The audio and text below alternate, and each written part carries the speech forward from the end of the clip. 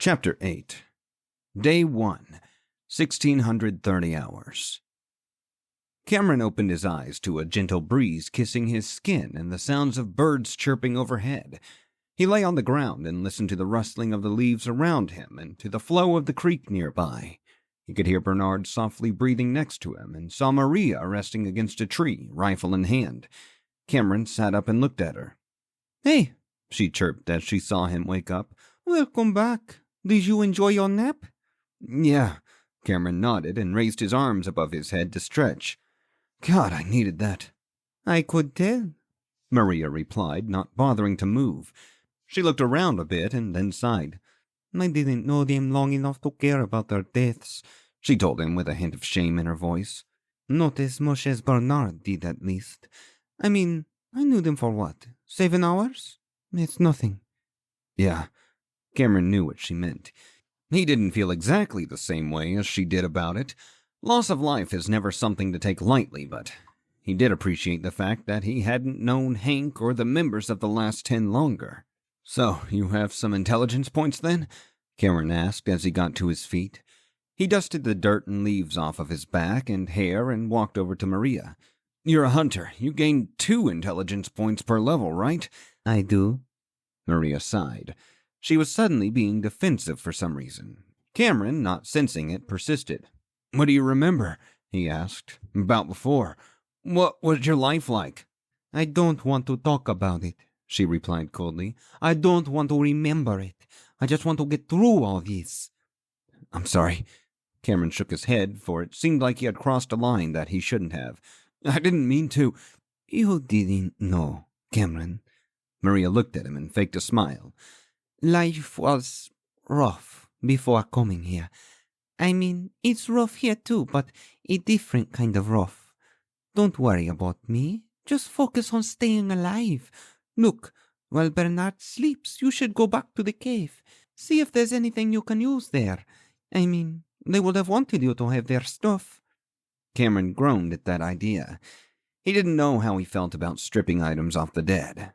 He thought back to when Hank first told him about having taken the gear off the dead girl and how angry that had made him. Sure, he had done it since then, but that didn't mean he approved of it. "I don't know, Maria."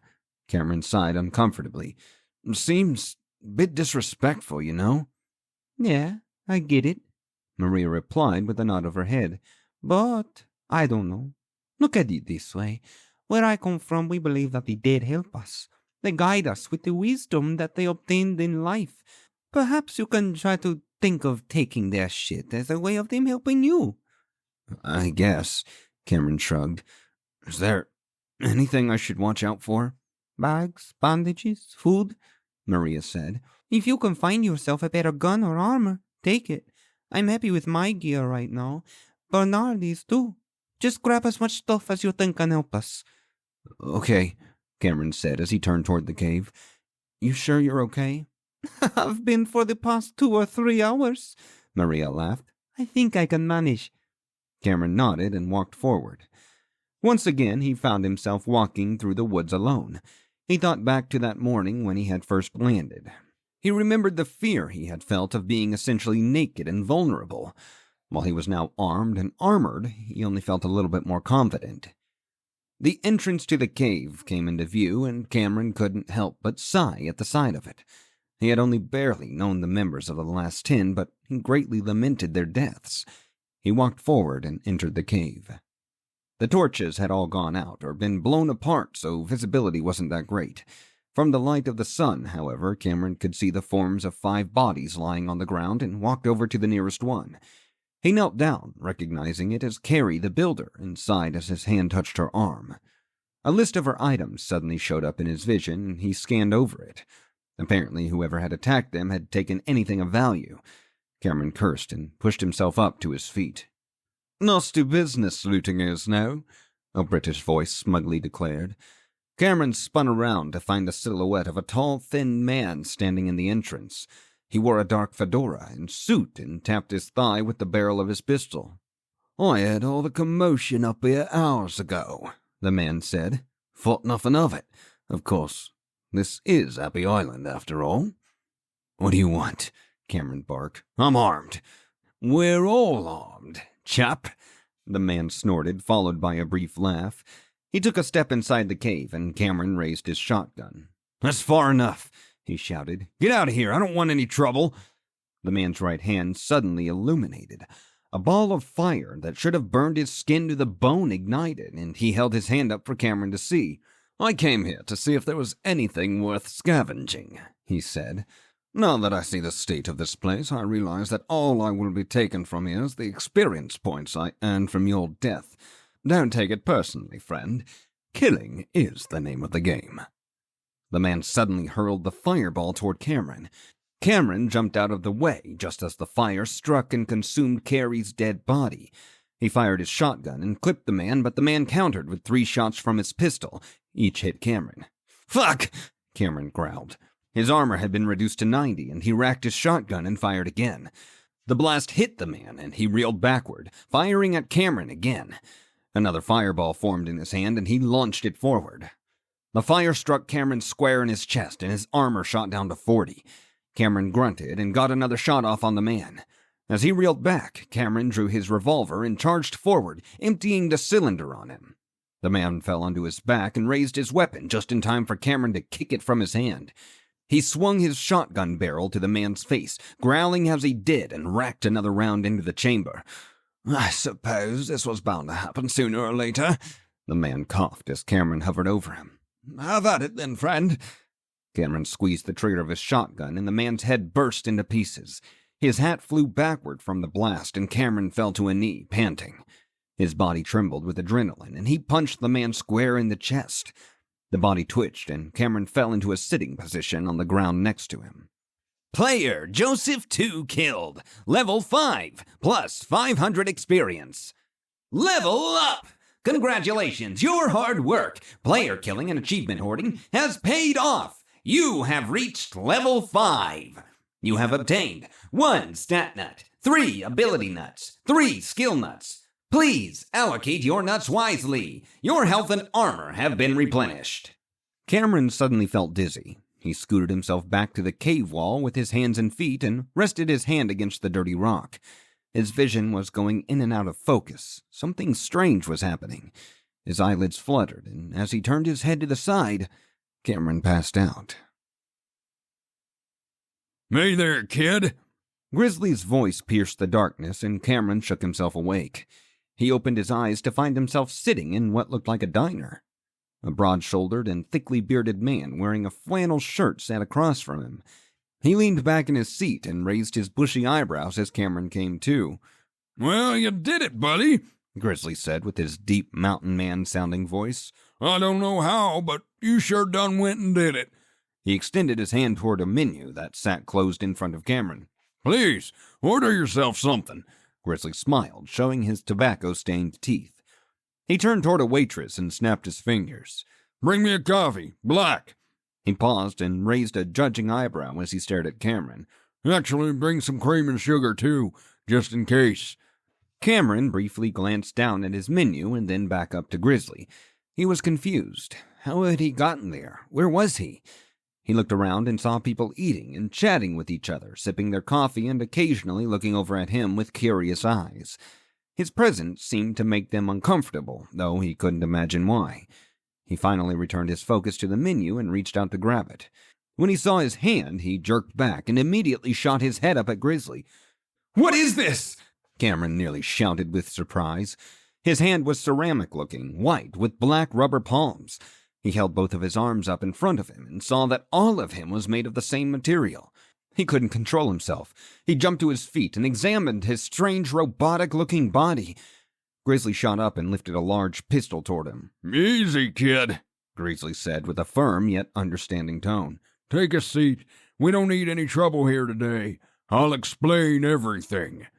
Cameron nervously looked around. The other diners had eagerly gotten up from their seats and hurried to the exit. Cameron noticed a half-dozen or so men in civilians' clothing that clearly weren't civilians. They held rifles in their arms and were spaced evenly throughout the building. Cameron eased up and plopped back down in the booth he and Grizzly had been sitting in. Thank you, Cameron, Grizzly said as he holstered his weapon and eased himself back down. He let out a guttural sigh and rubbed his brow between two of his large fingers. "You see, buddy," Grizzly continued as he fished something out of his pocket, "as I told you earlier, name's Grizzly Goodman, though you probably could have guessed that by looking at me. I'm employed by Farseer Tech Corporation as a player ambassador for the Bloodgames. Your ambassador, as we have hopefully established. For God's sake, kid, open your menu and order something." "Can I even eat with this body?" Cameron asked, looking down at his hands again. "What's the point?" "Yes, you can eat with that body," Grizzly sighed. "I wouldn't be encouraging you to order some damn food if you couldn't. I get that this is surprising and confusing to you, but shake it off, kid. You got a ton of other shit to worry about at this point." Grizzly made sense, and Cameron opened his menu. As he scanned the options, Grizzly pulled out a pack of cigarettes and lifted one to his mouth. He lit it, and a waitress approached him. "Sir, this is a no-smoking establishment," the waitress cautiously informed him. Grizzly did not look at her. Instead, he reached in his pocket and pulled out a $100 bill, slapping it on the table in front of her. She looked at the note, then to Grizzly. Finally, she grabbed the money and hurried away. "Ain't the most expensive cigarette I've ever had. Anyway, kid," Grizzly shook his head, "hurry up and order, 'cause I can't keep you here too long. You hit level 5. Good job. This means big things for you, Cameron. You're about to get a significant boost in power, and you'll be able to choose your class. With the right attitude and with smart thinking, you can actually be a contender in this game. You ready to order yet?" "Colorado omelet and hash browns." Cameron closed the menu and slid it to the side of the table. The sight of his hands made him shudder. "Yeah, good choice." Grizzly raised his hand and snapped for the waitress. She strolled over with her pen and notepad. "Colorado omelet and hash browns for my cyborg friend," he called out. The waitress nodded and hurried to the back. Grizzly returned his focus to Cameron and cleared his throat. "So, you told me you wanted to use magic, right? Not a bad choice. I hope you're prepared to be fully invested in the class. There's a lot to do, a lot to learn as a tinkerer. You think you're ready?" "Yes." Cameron nodded his head, and Grizzly reached down in the seat next to him. He pulled up a manila folder and set it on the table. As he licked the tip of his fingers, he leafed through the papers inside. "Cameron, before we send you back, I need you to understand the weight of your situation." He glanced up at Cameron and took a drag of his cigarette. "You see, the world you've found yourself in, you chose to go there. You believed it was your best option." "Why would I have chosen such a thing?" Cameron asked. "What was worse than Happy Island?" "Prison," Grizzly nonchalantly answered. "You see, the governments of the world have contracted Farseer Tech Corporation to solve a number of issues that have plagued us all for decades now. Simply ain't enough jobs or food to feed everyone. There isn't enough opportunity for everyone to thrive. The streets are full of vagrants. The prisons are full of criminals. The world simply cannot afford to carry the responsibility of the extra people anymore. Farseer Tech Corporation is here to trim the fat, if you will. Our goal is stability. This world needs to be freed of all the extra bodies that aren't contributing so that humanity can thrive. Do you understand?" "I think so," Cameron whispered. He understood that Farseer Tech Corporation was sending the poor and prisoners to Happy Island to kill each other in an effort to reduce the world population. He did not, however, understand why that was their only option. The waitress placed Cameron's omelet, hash browns, and coffee in front of him. He could smell it, a sense that he hadn't expected his robotic body to have. He grabbed his fork and began to dig in. "When you're done, you'll awaken back in that cave," Grizzly said as he leaned back in his seat again. "You'll be a tinkerer, and will have all your new stats. Make sure you select your first skills as well. You're gonna have a lot of nuts to assign. You got any questions, Cameron?" "What happens to me if I win?" Cameron asked with a mouthful of food. "If I'm one of the last 10 who survive." "Then you get to go home," Grizzly said. "You'll have your house, your own land, fame, fortune, and the appreciation of the world's governments." Cameron continued shoveling his delicious meal into his mouth, savoring every bite. It felt like he hadn't had food that tasted so good for many years. "Also, I want you to understand one thing, kid." Grizzly leaned in closer and raised his eyebrows. "If you succeed, I succeed. If you win, my earnings will be enough for me to retire, so anytime you have a question, you let me know without hesitation.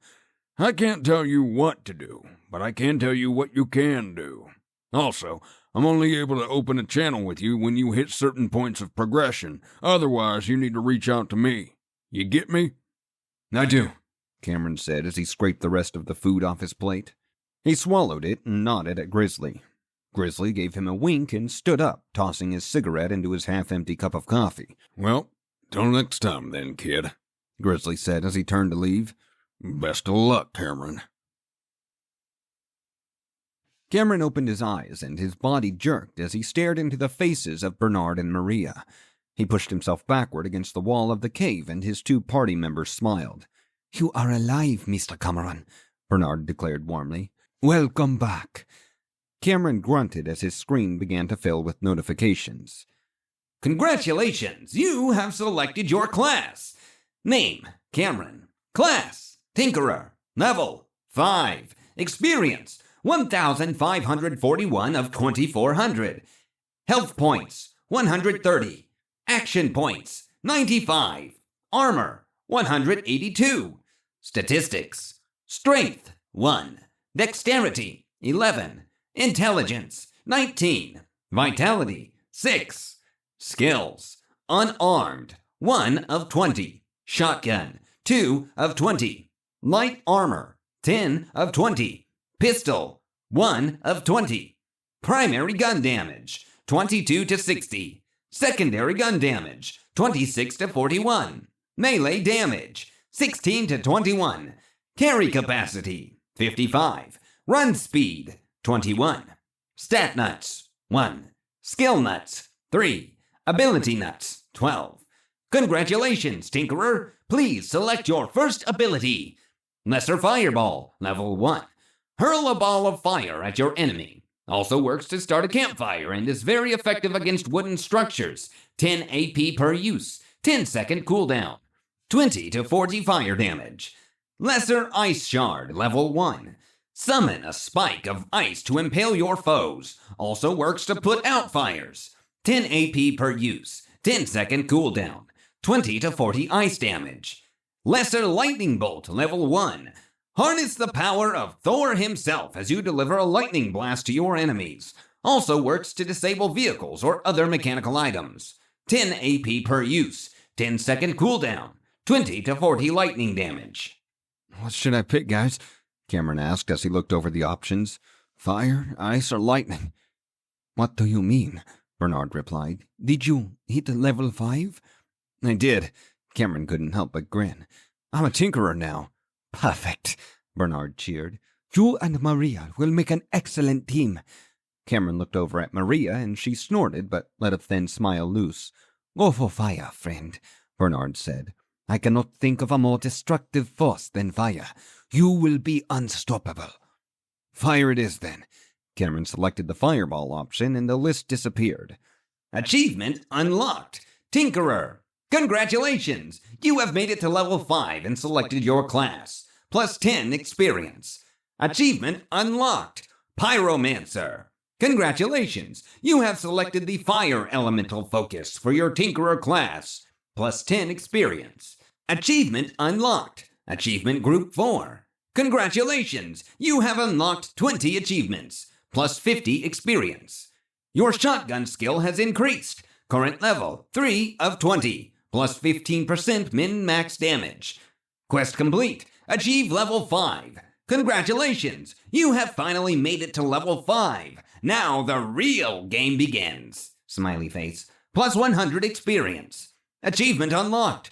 Quest getter. Congratulations! You have completed your first quest. Plus 10 experience. "Very good, Mr. Cameron," Bernard said as he extended a hand to help him up. "You are making great progress. I am proud to be at your side." He took a breath and looked at the carnage around them. "Let us take the bodies out of here." Bernard sighed with disappointment. "Tonight we can sleep here. Tomorrow we will journey north in search of something better." Maria and Cameron nodded, and all three of them got to work. Cameron decided that he would wait until they were done before he started playing with his nuts.